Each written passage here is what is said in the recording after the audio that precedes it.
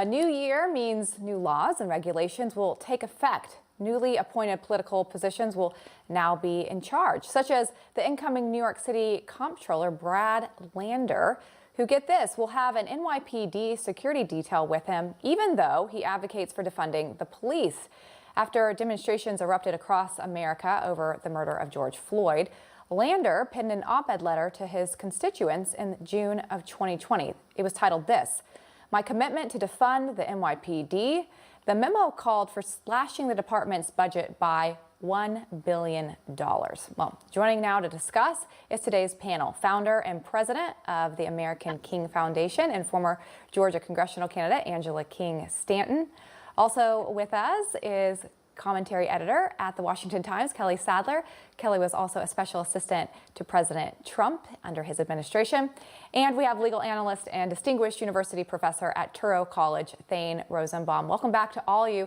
Angela, I'm going to start with you. I mean, it seems like this is always the case. The people who argue to defund the police literally have them surrounding them or hire private security to make sure that they're safe.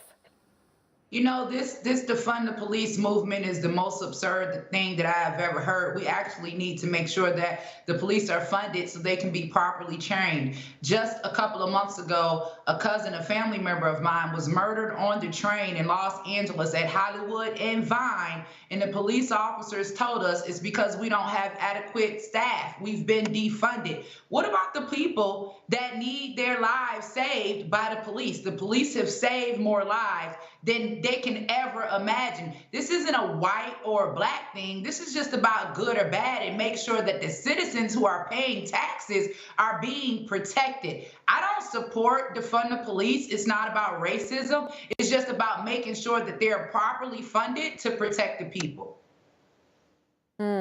Lander, who's an outgoing Brooklyn Democratic councilman, he said in June that there was too much support going into the police. He said that there was too much money going into their pot.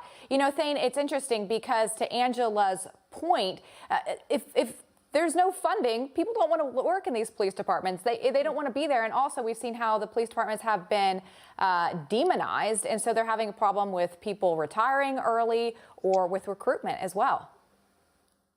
And Lindsay, we have to ask ourselves, who benefits from defunding the police? Certainly criminals. Certainly politicians like Lander, who live in progressive cities like New York City or San Francisco. By the way, Lander used to be my city council person, Lindsay. I didn't vote for him then either. Celebrities who are always signaling their virtue or demonstrating their moral superiority while they live behind gated mansions. And of course, people like Lander now, who already have private security details assigned to them, or as a part of their job, whether they're paying for it or not, that's what they're entitled to.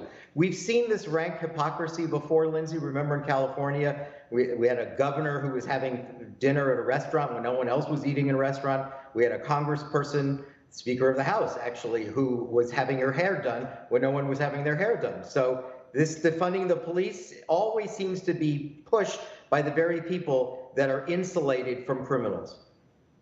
That's right. You know, and Kelly, we saw Thane, this guy, he praised Minneapolis when they were going to shift from having a police department to a Department of Public Safety. These people, they think that they have a good solve, but it's proving that it's not a good solve, because we know that crime is at an all-time high right now. It's surging around the country, and it's showing if there's no consequences for actions, people aren't naturally just going to go be good. Yeah, well, I understand why he wants the protection in New York City, right? Their murder rate has more than doubled in 2 years. Shootings have more than doubled. It is, for all sakes, like spiking crime. So people are scared. Residents are scared. They're moving down to Florida because New York has become so unsafe. But it's become so unsafe because of these, you know, the defund the police movement and the fact and the impact that has had on the cops retiring early, cops not wanting to go in on the job because they're not going to be properly funded. So it is rank hypocrisy, but I am not surprised, because these liberals, it's always do what I say, not as I do.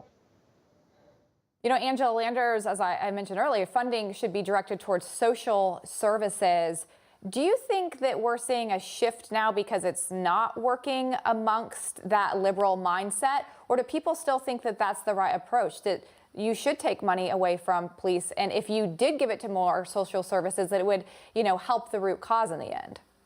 I want to go back to what Thane said, which was so important. He said, who benefits from the police being defunded? He said it's the criminals, because I'll tell you what, I've lived in those disenfranchised communities, and crime is on the rise, and we are the same ones that are standing on the front line saying defund the police. We're the ones that are most impacted by crime. We have cities like Chicago and New York chasing down children, putting them out of restaurants because they don't have vaccination cards, and you can't even capture the criminals or the gangbangers that are having violent shootings every day in your city, taking away innocent lives.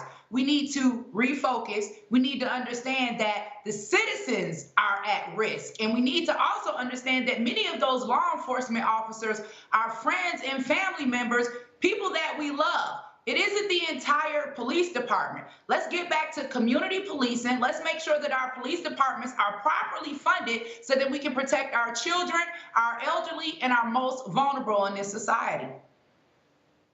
Thane, as I think about a legal aspect here, you think of, as Angela's talking about these families who have lost loved ones, who have lost people dear to them, because you have city councils or mayors defunding police departments. Is there legal action that could be taken upon any of these people for their losses?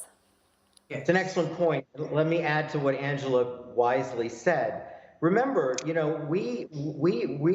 our system of government, our Constitution is based on the social contract, which is a contract between the government and its people. And one of the things that contract says is you're going to give up your right to private vengeance in return for paying taxes, and we'll protect you. It's a contractual obligation that the government has to its people.